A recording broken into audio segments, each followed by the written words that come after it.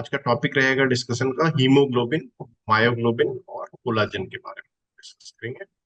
I think आप लोग जानते होंगे हीमोग्लोबिन कहाँ यूज होता है हमारे बॉडी में, मायोग्लोबिन और कोलाजन क्या होता है। तो इसी के साथ हम लोग आगे बढ़ते हैं। हीमोग्लोबिन, पहले हीमोग्लोबिन क्या होते हैं और क्या काम रहता है।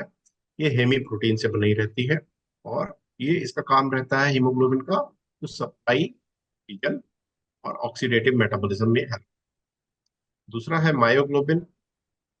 हीमोग्लोबिन हमारे आरबीसी रेड ब्लड सेल्स में प्रेजेंट रहता है। और मायोग्लोबिन दूसरा है, मायोग्लोबिन एक मोनोमरिक यूनिट रहता है और एक तरीके का प्रोटीन है रेड मसल्स का। हमारे बॉडी में रेड मसल्स भी होती हैं, उसी में ये प्रेजेंट रहता है मायोग्लोबिन। इसका काम क्या कर रहता है, इसका काम रहता है टू स्टोर ऑक्सीजन। ठीक है, आगे बढ़ते हैं। तो सबसे पहले हम लोग जानेंगे कि नॉर्मल हीमोग्लोबिन क्या है। पहले तो हम लोगों ने देखा कि इसका फंक्शन क्या होता है, to carry oxygen from one part of the body to other. तो नॉर्मल हीमोग्लोबिन के पहले बारे में जानेंगे क्या होता है नॉर्मल हीमोग्लोबिन। हमारा हीमोग्लोबिन जो है HbA और HbF के फॉर्म में रहता है।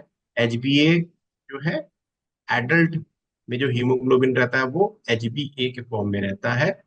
ये दो अल्फा और दो बीटा चेन से बना रहता है। तो टोटल इसमें चार चेन्स रहती हैं, दो अल्फा चेन दो beta chain. It is the major normal adult hemoglobin and it comprises almost 97% of the total hemoglobin present in adults. Adults में ज्यादातर जो हीमोग्लोबिन होता है किस टाइप का होता है, HbA। यू कैन रिमेम्बर कि A for adult, A for adult आप याद कर सकते हो। तो एडल्ट्स में most of the protein haemoglobin किस तरीके का होता है, वो HbA तरीके का होता है। That means it comprises almost 97% of the total haemoglobin present in adults. दूसरे तरीके का हीमोग्लोबिन होता है HbF। F you can remember for foetus, F for foetus. इसमें दो अल्फा चेन होती है और दो गामा चेन होती है। टोटल चेन इसमें भी चार होती है, दो अल्फा दो gamma. As compare to adult haemoglobin, beta chain इसमें रिप्लेस हो जाती है। रिप्लेस क्या हो जाती है कहिए कि बीटा चेन की जगह क्या रहता है, इसमें दो गामा चेन्स रहती हैं other than two alpha chain. So HbF is the major haemoglobin of the foetus. आप लोग जानते हैं सब लोग फीटस क्या होता है। ठीक, फीटस सबको पता है। फीटस क्या होता है, न्यूबॉर्न क्या होता है, इन्फेंट क्या होता है। तो फीटस जो है, फीटस में क्या होगा, ज्यादातर हीमोग्लोबिन जो है HbF टाइप का होगा। It has increased oxygen affinity as compare to, अगर हम लोग एडल्ट से कंपेयर कर रहे हैं तो इसमें ज्यादातर कैपेसिटी या एफिनिटी कह लीजिए ऑक्सीजन के प्रति बहुत ज्यादा रहता है अगर हम लोग एडल्ट की हीमोग्लोबिन से कंपेयर करें। तो it has increased oxygen affinity as compared to adult hemoglobin. It has lower affinity for 2,3-diphosphoglycerate। 2,3-diphosphoglycerate के लिए जो है इसकी एफिनिटी कम रहती है। तो जो मेजर हीमोग्लोबिन एडल्ट में हो गया वो हो गया HbA टाइप, और फीटस में हो गया वो HbF टाइप। और उसमें चेन का अंतर हो जाता है दोनों में, आप देख सकते हैं इस स्लाइड के through. Now coming to haemoglobin. Haemoglobin हमने देखा कि ये दिस इज टेट्रामेरिक। टेट्रामेरिक होता है मतलब इसमें दो अल्फा दो बीटा, या तो दो अल्फा दो गामा, या two alpha two S two, two alpha two delta two, इस तरीके से हीमोग्लोबिन रहता है। हीमोग्लोबिन में चेन्स है, मतलब टोटल चार चेन्स रहते हैं इसमें। अल्फा कांस्टेंट रहता है, अल्फा देखेंगे आप, अल्फा चेन जो है वो कांस्टेंट है। बीटा चेन जो है रिप्लेस किया जाता रहता है, बीटा की जगह जो है गामा आ जाता है। मतलब कह लीजिए गामा से शुरू होता है, फीटल हीमोग्लोबिन गामा से शुरू होता है, फिर वो चेंज होता रहता है।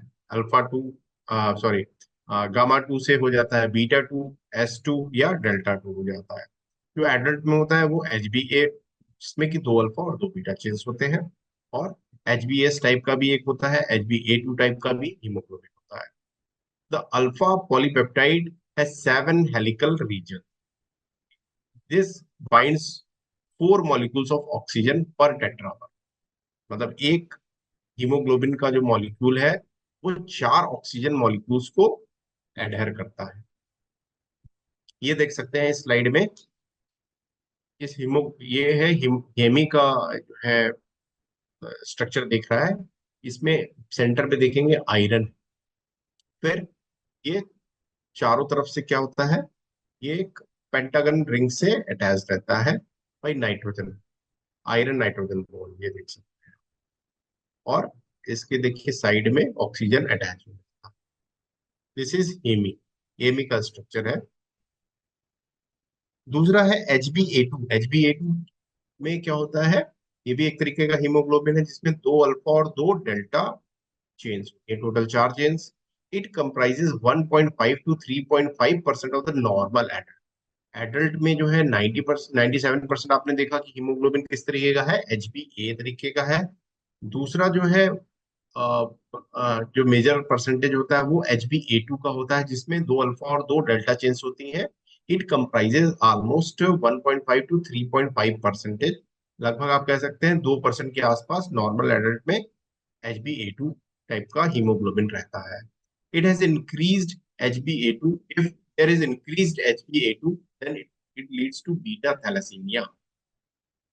ठीक है, ये हीमोग्लोबिन के स्ट्रक्चर में कुछ चेंजेस होते हैं जिसके कारण थैलेसीमिया डेवलप हो जाता है, जो कि एक ब्लड की, आप कह लीजिए ब्लड बाइंडिंग की कैपेसिटी उसमें क्या होती है, चेंज हो जाती है। कह सकते हैं खून की एक तरीके की बीमारी होती है जिसमें RBCs इन्वॉल्व होते हैं, हीमोग्लोबिन इन्वॉल्व होता है। एम्ब्रियोनिक हीमोग्लोबिन की बात करें तो वो अ, तीन तरीके के होते हैं, गोवर हीमोग्लोबिन, गोवर 1, हीमोग्लोबिन पोर्टलैंड एंड हीमोग्लोबिन गोवर 2। ये तीन तरीके के एम्ब्रियोनिक हीमोग्लोबिन, मतलब एम्ब्रियो जब अ, रहता है उसमें क्या होता है, मतलब फीटस के पहले जो एम्ब्रियोनिक स्टेज होता है बच्चे का, उसमें ये तीन तरीके के हीमोग्लोबिन पाए जाते हैं, गोवर 1, Gower 2 and Portland. Now coming to P50। P50 क्या होता है, P50 expresses the relative affinities of different haemoglobin for oxygen. P50 एक ऐसा टर्म है जो डिनोट करता है हीमोग्लोबिन की affinity for oxygen. This is partial pressure of oxygen that half सैचुरेट्स haemoglobin. ये वो पार्शियल प्रेशर है ऑक्सीजन का जो कि हीमोग्लोबिन को हाफ सैचुरेट कर देता है। तो उस प्रेशर को क्या बोलते हैं, P50 फॉर HbA, मतलब एडल्ट हीमोग्लोबिन के लिए और फीटल हीमोग्लोबिन के लिए। एडल्ट के लिए होता है P50 26 होता है, 26 मिलीमीटर ऑफ मरकरी, और फीटल हीमोग्लोबिन के लिए 20 मिलीमीटर ऑफ मरकरी P50 होता है। तो इसको आप याद रख सकते हैं, कभी भी हो सकता है जरूरत पड़ जाए आपको। बस आपको ये याद रखना है कि हीमोग्लोबिन कितने तरीके के होते हैं, उसमें कितनी चेन्स होते हैं, एडल्ट्स में किस तरीके का हीमोग्लोबिन मेजर हीमोग्लोबिन होता है, फीटस में HbF होता है जिसमें कि चेन्स अलग अलग होती हैं। सब में, सभी हीमोग्लोबिन में चार तरीके की चेन्स होती हैं, चार चेन्स होती हैं, दो अल्फा और दो बीटा, या उसी में बीटा में अल्फा चेन कांस्टेंट रहती है हीमोग्लोबिन में, और बीटा की जगह या डेल्टा की जगह वो चेंजेस होते जाते हैं, गामा हो जाता है, कुछ हो जाता है, डेल्टा हो जाता है।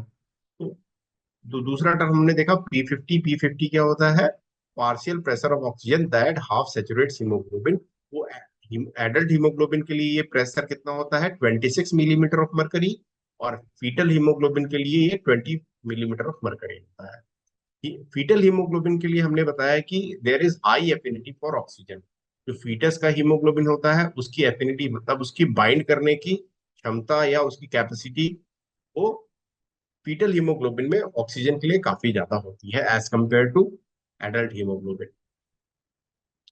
तो हीमोग्लोबिन का काम हमने देखा क्या होता है, ऑक्सीजन का ट्रांसपोर्ट करता है। It is tetrameric and there is cooperative interaction. After releasing oxygen at the tissues, haemoglobin transports carbon dioxide and protons to the lungs. Artery के थ्रू क्या होता है, ऑक्सीजन हमारा जो है डिफरेंट पार्ट्स ऑफ बॉडी में रिलीज होता है, ऑक्सीजन रिलीज करता है हीमोग्लोबिन, और वहां से कार्बन डाइऑक्साइड को और प्रोटॉन्स को बाइंड करके लंग्स की तरफ ले आता है। ठीक। एंड कार्बन डाइऑक्साइड किस तरीके के फॉर्म में आता है, उसमें हीमोग्लोबिन में अटैच होके कार्बामेट्स के फॉर्म में आता है। आप देख सकते हैं यहाँ पे कार्बन डाइऑक्साइड कैसे बाइंड करता है हीमोग्लोबिन से, HbNH3+ से इस तरीके से बाइंड करके जो है कार्बामेट्स के फॉर्म में कार्बन डाइऑक्साइड को जो है haemoglobin different parts of body से लंग्स की तरफ ले जाता है। 15% of the carbon dioxide in venous blood is carried by haemoglobin. Remaining कैसे आता है? रिमेनिंग कार्बन डाइऑक्साइड वहां से कैसे आता है? कार्बन डाइऑक्साइड प्लस वाटर इस फॉर्म में होता है, और कार्बोनिक एनहाइड्रेस जो है उसको कार्बोनिक एसिड में चेंज कर देता है, और ये रिएक्शन के through HCO3 plus hydrogen ions में चेंज। तो 50%, 15% of the carbon dioxide in venous blood is carried by haemoglobin. 1 proton for every 2 oxygen molecules is released. आप देख सकते हैं, एक प्रोटॉन हर एक कार्बन डाइऑक्साइड मॉलिक्यूल के लिए एक प्रोटॉन जो है, प्रोटॉन मतलब H+ जो है, release. In lungs as oxygen binds to deoxyhaemoglobin, protons are released and combined with bicarbonate to form carbonic acid.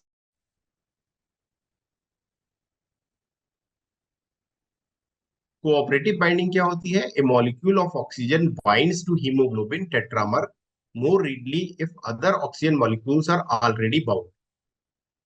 So this is called cooperative binding. एक molecule oxygen का हीमोग्लोबिन टेट्रामर से ज्यादा अच्छे से bind करने लगता है अगर पहले से ही ऑक्सीजन मॉलिक्यूल्स वहां पे बाइंड कर चुके हैं। ये आप देख सकते हैं किस तरीके से ग्लोबिन चेन जो है, अल्फा चेन कौन सी होती है, कैसे होती है, कितनी होती है हर स्टेज पे। जेस्टेशन आप देख सकते हैं कि बच्चा एम्ब्रियो के फॉर्म में रहता है तो कब कैसा रहता है हीमोग्लोबिन, फिर बर्थ के समय उसका हीमोग्लोबिन में कौन कौन सी चेन्स ज्यादा होती हैं, बर्थ के बाद देखेंगे आप, बर्थ के बाद क्या होते हैं, बीटा चेन और डेल्टा चेन, इस तरीके से ये चेंजेस होते रहते हैं। अल्फा चेन आप इसमें देखेंगे कि अल्फा चेन कांस्टेंट रह रहा है, अल्फा चेन में कोई अंतर नहीं आ रहा है। हर स्टेज पे बीटा चेन जो है उसमें रिप्लेसमेंट होता जाता है, कभी वो डेल्टा हो जाता है, कभी गामा चेन हो जाते हैं। ठीक है, फीटस में गामा चेन प्रीडोमिनेट होता है और अल्फा चेन तो बना रहता है अपना कांस्टेंट। अब 2,3 बाईफॉस्फो बिसफॉस्फोग्लिसरेट क्या होता है? ये stabilises the T structure of haemoglobin. Low PO2 promotes the synthesis of 2,3 bisphosphoglycerate and forming additional salt bridge। ये एडिशनल साल्ट ब्रिज फॉर्म करने में हेल्प करता है।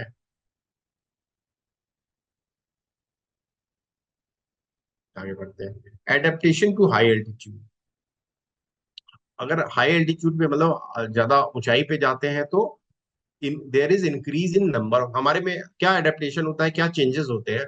आप देखेंगे कि हम लोग जैसे जैसे पहाड़ की तरफ जाते जाते या ऊंचाई की तरफ जाते हैं, मान लीजिए वहां जाके लंबे समय तक के लिए रह रहे हैं, तो हमारे ब्लड में, हमारे आरबीसीज में, हमारे आरबीसीज के हीमोग्लोबिन में क्या होंगे, कुछ चेंजेस हो जाते हैं। होते वो चेंजेस क्या होते हैं हमारे ब्लड में? There is increase number of erythrocytes. Erythrocytes मतलब आरबीसीज की संख्या बढ़ जाती है। अगर हम हाई एल्टीट्यूड पे जा रहे हैं, पहाड़ी इलाकों में, थोड़ा पहाड़ की तरफ चले जा रहे हैं, ऊंचाई पे जाके रह रहे हैं काफी समय से, तो हमारे आरबीसीज क्या हो जाते हैं, हमारे ब्लड में आरबीसीज की संख्या बढ़ जाती है, हमारा कंसंट्रेशन हीमोग्लोबिन का हमारे ब्लड में बढ़ जाता है, और देयर इज इंक्रीज ऑफ बिस फॉस्फोग्लिसरेट एज वेल। बिस फॉस्फो बीपीजी भी क्या होता है, अगर हम लोग हाई एल्टीट्यूड पे रहना शुरू कर दें लंबे समय के लिए तो क्या होगा, हमारा एरिथ्रोसाइट बढ़ जाएगा, हमारे हीमोग्लोबिन का कंसंट्रेशन बढ़ जाएगा ब्लड में, और बीपीजी बिस फॉस्फोग्लिसरेट का भी कंसंट्रेशन हमारे ब्लड में बढ़ जाता है। एनीमिया में क्या होता है? एनीमिया में there is reduction in number of red blood cells. Anaemia में क्या होता है? There is reduction in number of red blood cells हो सकता है, जो कि किस कारण से होता है? This can be because of folic acid और vitamin B12 deficiency. Vitamin B12 की डेफिशिएंसी के कारण या फोलिक एसिड की डेफिशिएंसी के कारण हमारे ब्लड में रेड ब्लड सेल्स की संख्या कम हो सकती है। दूसरा क्या कारण हो सकता है एनीमिया का? दूसरा कारण हो सकता है आयरन डेफिशिएंसी, जिसमें कि हीमोग्लोबिन का रिडक्शन हो जाता है, हीमोग्लोबिन की कमी हो जाती है। क्योंकि आप देखें कि हीमोग्लोबिन कैसे बनता है, हीमोग्लोबिन के लिए आयरन की जरूरत रहती है। तो अगर आयरन की कमी हो जाती है तो हमारे बॉडी में हीमोग्लोबिन की कमी हो जाएगी और एनीमिया डेवलप हो जाएगा। तो एनीमिया किस किस कारण से हो सकता है? भाई एनीमिया एक तो हो सकता है कि number of red blood sales हमारे बॉडी में कम हो गए, जो कि फोलिक एसिड या विटामिन बी 12 की डेफिशिएंसी के कारण हो सकता है। या दूसरा हो सकता है कारण कि भाई हमारे ब्लड में हीमोग्लोबिन की कमी हो गई। वो किस कारण से हो सकता है भाई? क्योंकि हमने क्या किया, आयरन हमने कम इनटेक किया, या आयरन की हमारे बॉडी में डेफिशिएंसी हो गई, जिसके कारण हीमोग्लोबिन कम हो गया, और उसके कारण क्या हुआ, एनीमिया डेवलप हो गया। अब आपने सुना होगा ग्लाइकोसाइलेटेड हीमोग्लोबिन, HbA1c। आप देखे होंगे कि HbA1c टेस्ट कराने के लिए बोला जाता है अक्सर, जो जो जिनमें डायबिटिक जो होते हैं, टाइप 1 या टाइप 2 डायबिटीज होता है, उनके ब्लड शुगर मॉनिटर करने के लिए हम लोग एक टेस्ट लिखते हैं HbA1c। ये HbA1c क्या होता है? ये HbA1c ग्लाइकोसाइलेटेड हीमोग्लोबिन होता है। This amino group of lysine residues. Normal ये हमारे बॉडी में लगभग 5% से या उससे कम होता है। 5% या उससे कम नॉर्मल माना जाता है HbA1c का ब्लड में लेवल। लेकिन अगर ये लेवल बढ़ जाता है, HbA1c का लेवल 5% से ज्यादा होने लगता है, तो this this indicate there is disproportionate या प्रोपोर्शनेट टू ब्लड कंसंट्रेशन। ये क्या होता है, ये बढ़ता रहता है।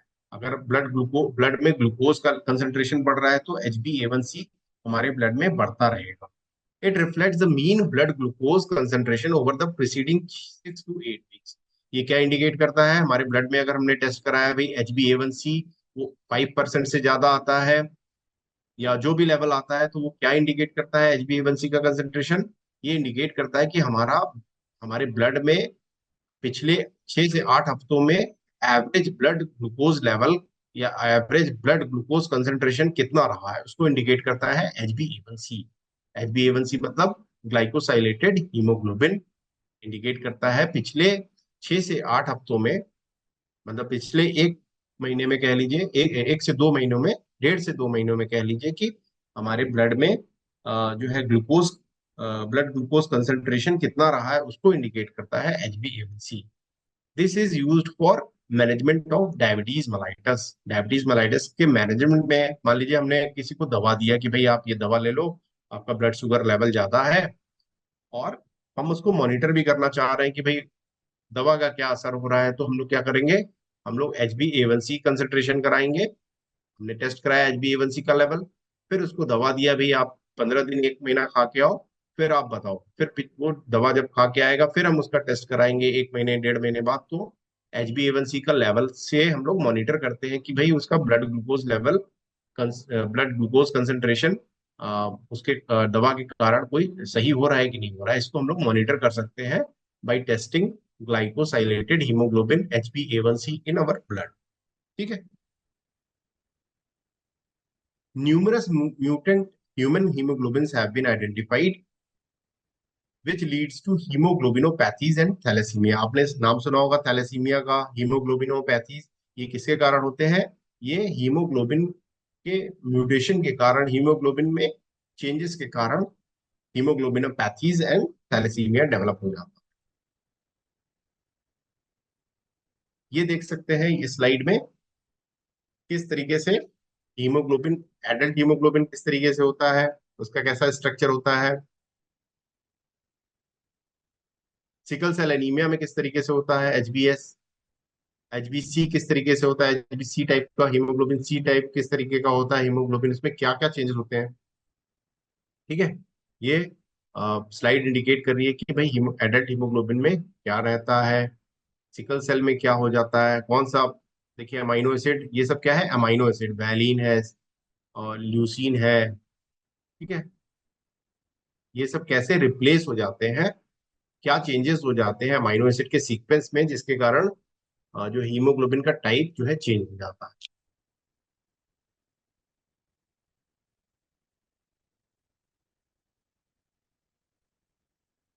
ये स्लाइड शो कर रही है कि हीमोग्लोबिनोपैथीज कौन कौन सी डेवलप हो सकती है। ठीक है। हीमोग्लोबिनोपैथीज क्या होती है? स्ट्रक्चर चेंज हो जा रहा है। देखिए, synthesis of structural HbS type of haemoglobin, HbC type of haemoglobin और HbSc type of haemoglobin. HbS type of haemoglobin अगर बन जाता है, स्ट्रक्चरल एबनॉर्मेलिटी ऑफ हीमोग्लोबिन में, तो उसमें होता क्या है, there is point mutation in both genes coding for beta chain. दोनों बीटा चेन जो होता है हीमोग्लोबिन का, उसमें क्या होता है, पॉइंट म्यूटेशन हो जा रहा है, जिसके कारण there is decrease solubility in deoxy form, there is polymer formation. It leads to क्या होता है भाई, अगर एचबीएस टाइप ऑफ हीमोग्लोबिन बन जाता है तो उसके कारण क्या होता है, पॉलीमर फॉर्मेशन हो जाता है और वॉस्कुलर ऑक्लूजन हो जाता है। हमारे ब्लड वेसल्स क्या होते हैं, ऑक्लूड हो जाते हैं, वो because of change in haemoglobin structure. इसके कारण क्या होता है, हमारे ब्लड वेसल्स ऑक्लूड हो जाएंगे, जाम हो जाएंगे, आरबीसी के स्ट्रक्चर के चेंज होने के कारण, हीमोग्लोबिन में चेंज होने के कारण, एचबीएस हीमोग्लोबिन के कारण, तो क्या होगा, वॉस्कुलर ऑक्लूजन हो रहा है, जिसके कारण पेन क्राइसिस डेवलप होती है, दर्द डेवलप होने लगता है बॉडी के पार्ट्स में, पेरिफेरल पार्ट्स में खासकर। This is Hb because of HbS type of haemoglobin. दूसरा है एचबीसी टाइप ऑफ हीमोग्लोबिन। उसमें क्या हुआ, point mutation in both genes coding for beta chain. इसमें भी क्या हुआ, दोनों ही बीटा चेन एनीमिया डेवलप हो गया। ठीक है, हीमोलिटिक एनीमिया मतलब आरबीसी का हीमोलिसिस होने लगा, वो टूटने लगे, तो एनीमिया डेवलप हो जाता है, क्योंकि भाई आरबीसी टूटने लगे। तो दिस डेवलप्स टू एचबीसी types of haemoglobin leads to hemolytic anemia. HbS types of hemoglobin leads to vascular occlusion and pain crisis. दूसरा है सॉरी तीसरा है HbSc टाइप ऑफ हीमोग्लोबिन। इसमें क्या हुआ, different point mutation in each gene coding for beta chain. इसमें ultimately क्या हुआ, ये ज्यादातर एसिम्प्टोमेटिक रहता है, but decreased solubility in deoxy form, polymer formation भी होता है, वॉस्कुलर ऑक्लूजन इसमें भी हो जाता है, भाई ब्लड वेसल्स क्या होते हैं, जाम होने लगते हैं, जिसके कारण पेन क्राइसिस भी डेवलप हो जाती है। पेन क्राइसिस और किसमें डेवलप हुई, सिकल सेल, अगर हीमोग्लोबिन एचबीएस टाइप का हो गया तो उसमें भी पेन क्राइसिस डेवलप होती है भाई, पूरे पार्ट्स में, बॉडी के पार्ट्स में, खासकर पेरिफेरल पार्ट्स में दर्द डेवलप होने लगता है, पेन की क्राइसिस होने लगती है, रह रह के दर्द जो है हमारे पेरिफेरल पार्ट्स में, हाथों पैरों में दर्द होने लगता है। तो एचबीएस टाइप ऑफ हीमोग्लोबिन अगर बन जाता है। दूसरा है HBs T SC type of haemoglobin में भी क्या होगा, डिफरेंट पार्ट्स ऑफ बॉडी में वॉस्कुलर ऑक्लूजन होने लगेंगे और पेन क्राइसिस डेवलप होने लगेगा। ठीक है, और क्या हो सकता है हीमोग्लोबिनोपैथीज में, synthesis of insufficient quantity of normal haemoglobin.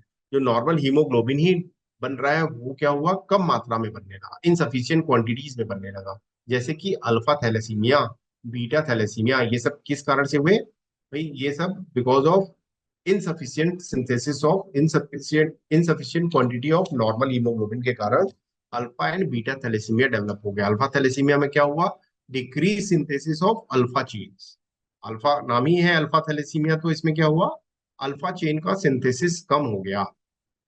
Alpha chain का सिंथेसिस कम हो गया। आपने देखा है कि भाई एडल्ट हीमोग्लोबिन में दो तरीके के चेन्स होते हैं, alpha chain and beta chain. दो अल्फा चेन होती है और दो बीटा चेन होती है। अगर इस अल्फा चेन में, हीमोग्लोबिन के अल्फा चेन जो है कम सिंथेसिस होने लगी हमारे बॉडी में किसी कारण से, तो उसके कारण क्या हुआ, अल्फा थैलेसीमिया डेवलप हो गया, दैट लीड्स टू एनीमिया। इस एनीमिया के कारण क्या हुआ, there is accumulation of accumulation and precipitation of alpha and beta chain. ठीक है, इसके कारण क्या हुआ, बार्ड्स हीमोग्लोबिन डेवलप। और क्या हुआ, बीटा थैलेसीमिया अगर डेवलप हुआ तो उसमें क्या हुआ, बीटा थैलेसीमिया क्या हुआ, हीमोग्लोबिन की बीटा चेन की सिंथेसिस कम हो गई, तो वो थैलेसीमिया किस तरीके का थैलेसीमिया होता है, बीटा थैलेसीमिया होता है। इसमें भी क्या होगा, एनीमिया डेवलप हो जाएगा, क्योंकि हीमोग्लोबिन कम बन रहा है, and it is this also leads to haemoglobin Bart's and there is precipitation. ठीक है, और दूसरे तरीके की हीमोग्लोबिनोपैथीज में क्या हो सकता है, चॉकलेट साइनोसिस हो सकती है। चॉकलेट साइनोसिस अलग तरीके के जो, एक जो दो देखेंगे वो थैलेसीमिया के जो क्या हो सकते हैं, alpha thalassaemia and beta thalassaemia. Alpha thalassaemia में क्या हुआ, अल्फा चेन हीमोग्लोबिन का कम सिंथेसिस हुआ, जिसके कारण अल्फा थैलेसीमिया डेवलप हो गया, और दैट लीड्स टू एनीमिया। और बीटा थैलेसीमिया अगर डेवलप हुआ, उसके कारण उसमें क्या हुआ, बीटा चेन की कम सिंथेसिस होने लगी, डिक्रीज सिंथेसिस होने लगी, जो डेवलप कर गया एनीमिया में।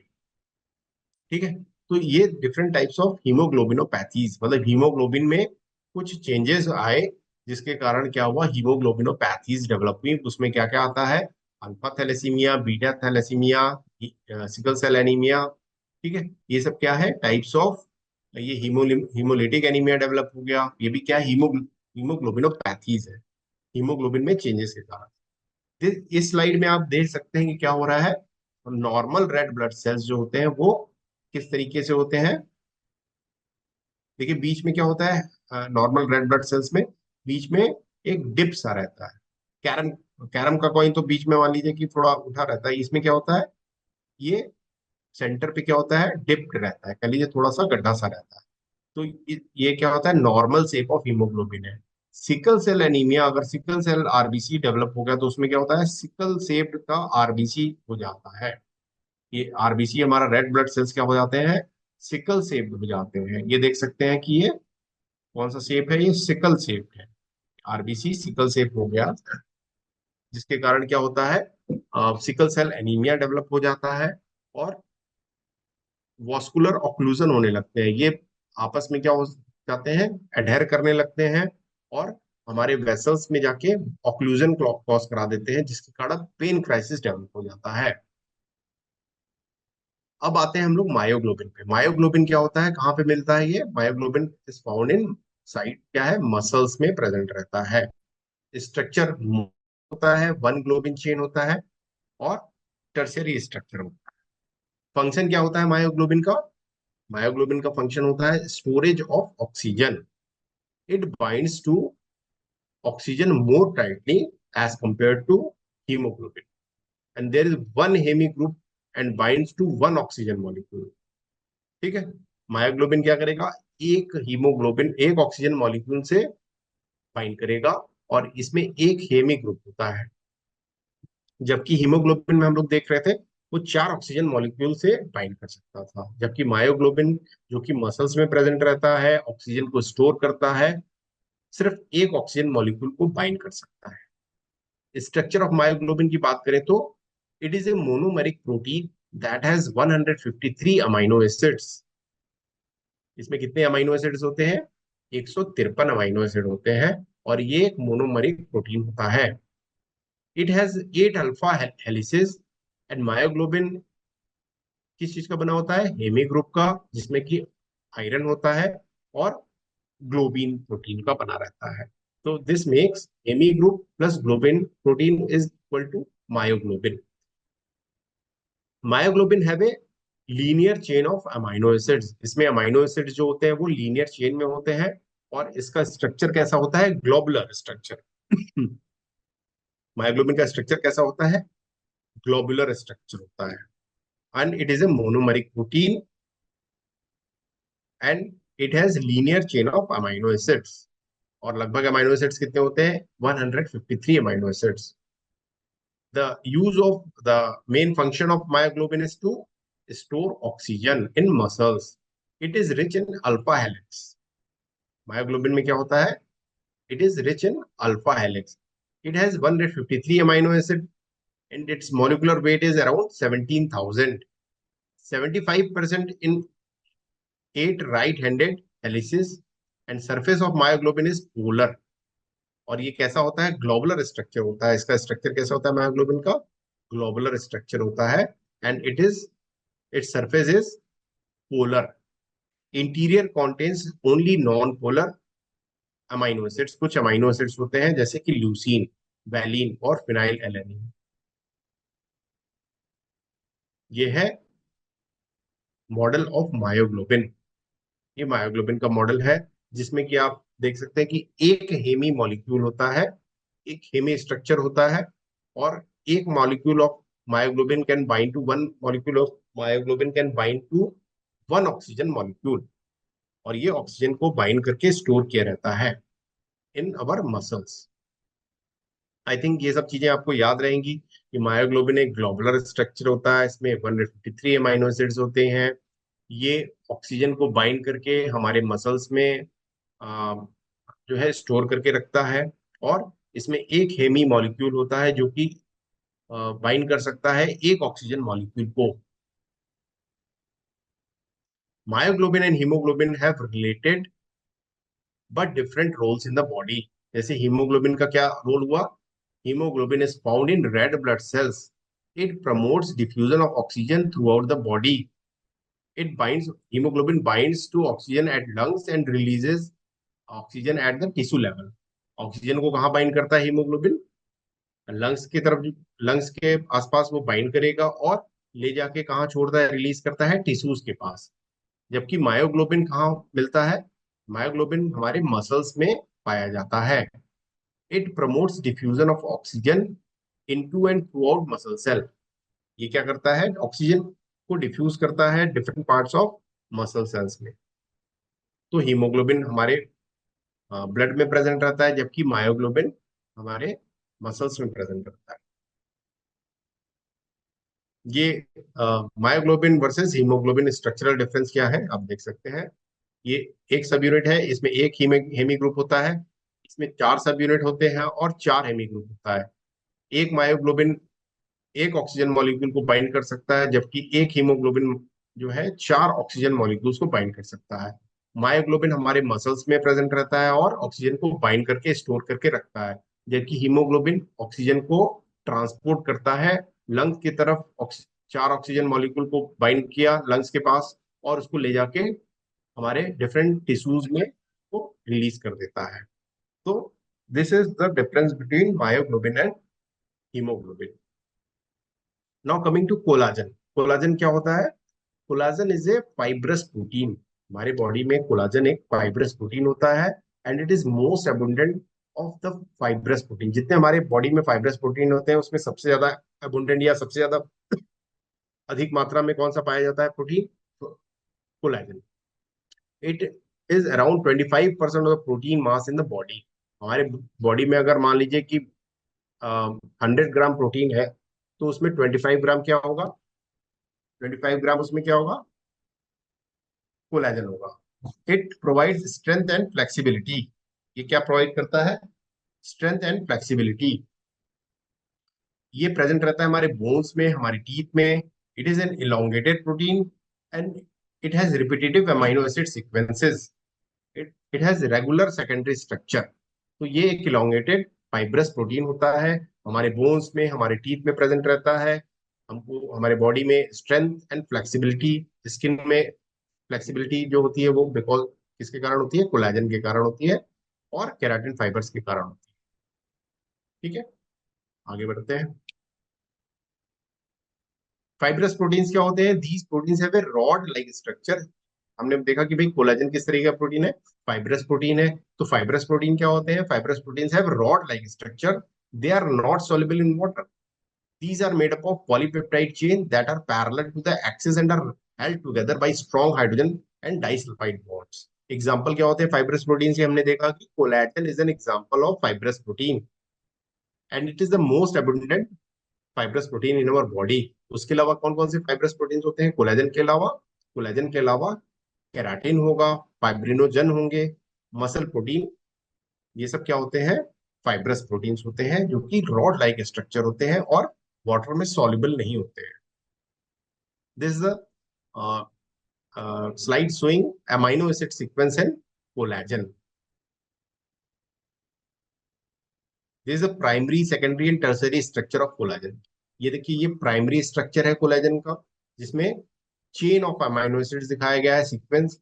सेकेंडरी स्ट्रक्चर दिखाया गया है ये, और ये ट्रिपल हेलिक्स स्ट्रक्चर है कोलेजन का, जिसमें ये नॉर्मली प्रेजेंट रहता है। Collagen is rich in proline and hydroxy proline.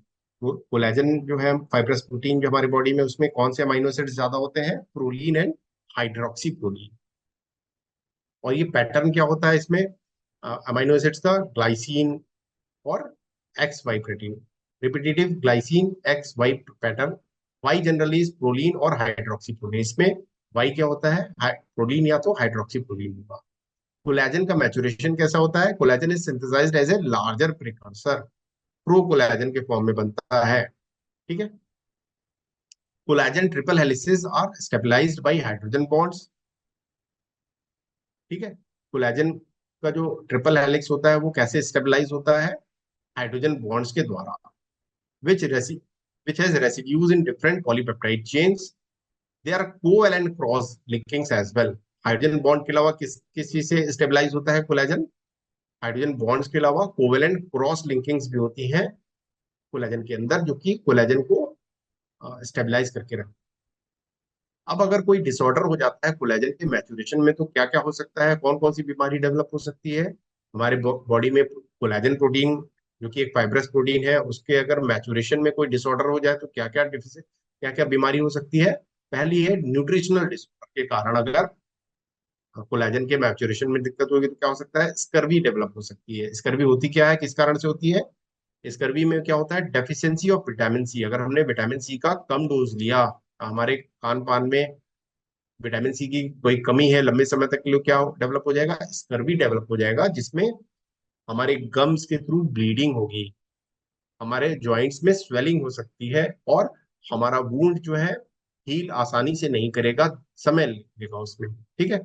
तो न्यूट्रिशनल डेफिशिएंसी के कारण, विटामिन सी की डेफिशिएंसी के कारण स्कर्वी डेवलप हो जाएगी, जो कि एक कोलेजन मैचुरेशन डिसऑर्डर है। दूसरा हो सकता है न्यूट्रिशनल डिसऑर्डर, वो है कॉपर डेफिशिएंसी के कारण कोलेजन का मैचुरेशन सही नहीं हुआ, तो वो भी क्या होगा, एक न्यूट्रिशनल डिसऑर्डर हो सकता है। जेनेटिक कौन कौन से डिसऑर्डर हो सकते हैं कोलेजन मैचुरेशन में? ऑस्टियोजेनेसिस इम्परफेक्टा, जिसमें बोन्स हमारे बॉडी के बड़े फ्रेजाइल हो जाते हैं, मतलब वो उनके टूटने के जो है कैपेसिटी बहुत ज्यादा हो जाती है, कि भाई वहां वो आसानी से टूट जाते हैं, फ्रेजाइल होते हैं, बड़े नाजुक हो जाते हैं बोन्स। तो एक जेनेटिक डिसऑर्डर है जिसमें कोलेजन का मैचुरेशन सही से नहीं होता है, वो कौन सा है? Osteogenesis imperfecta. ठीक। दूसरा क्या है? Ehlers Danlos syndrome. ये कनेक्टिव टिश्यू डिसऑर्डर होता है। एक कनेक्टिव टिश्यू डिसऑर्डर होता है where there is defect in genes alpha collagen 1, pro collagen and lysyl hydroxylase. ये सब में क्या होगा, जो है अ, इनके डिफेक्ट हो जाता है जीन्स में, कोई मैच इसमें जो है कोलेजन मैचुरेशन में, because of connective tissue disorder.